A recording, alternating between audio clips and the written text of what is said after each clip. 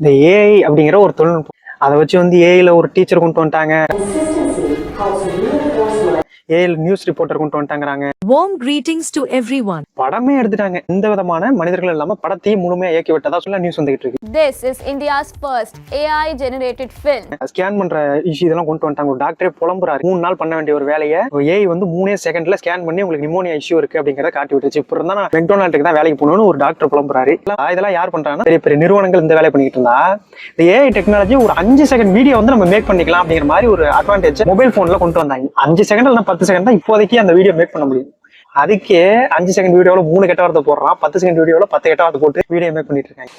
ஒரு மைரன் அமேசான் காடில் இளைஞர் ஒருவர் மீன் பிடிக்க சென்ற போது இந்த டெக்னாலஜி, இந்த அட்வான்டேஜஸ் எல்லாம் ஒவ்வொரு தடவையும் மாறிட்டு தான் இருக்கும். அதை நம்ம எப்படி பயன்படுத்திக்கிறோம், like cinema, social media, mobile phone, technology எதுவா இருந்தாலும் அதை நம்ம எப்படி பயன்படுத்திக்கிறோங்கிறதுல தான் இருக்கு. எல்லார் கையிலும் கொடுக்கப்படுறது ஒரே பாறை தான். கருவறைக்கு கொண்டு போறோமா இல்ல கழிவறைக்கு கொண்டு போறோமாங்கிறது அதை பயன்படுத்துற ஆளை பொறுத்ததான். இப்ப அந்த பேரண்ட்ஸ் யாரோ பாக்குறீங்க அப்படின்னா, அந்த ஏஐ டெக்னாலஜியை வச்சு உங்க குழந்தைங்க ஏதோ மேக் பண்றாங்க அப்படின்னா ஆக்கப்பூர்வமா உங்களுக்கு சொல்லி கிடைக்கிறதுக்கு முயற்சி பண்ணுங்க. அவங்க கத்துக்கிறதுக்கான வாய்ப்பை ஏற்படுத்தி கொடுங்க. ஏஐ பத்தி நீங்க என்ன நினைக்கிறீங்க? இந்த அட்வான்டேஜ் எங்க போய் முடியும்னு நினைக்கிறீங்கிறத கமெண்ட்ல சொல்லுங்க.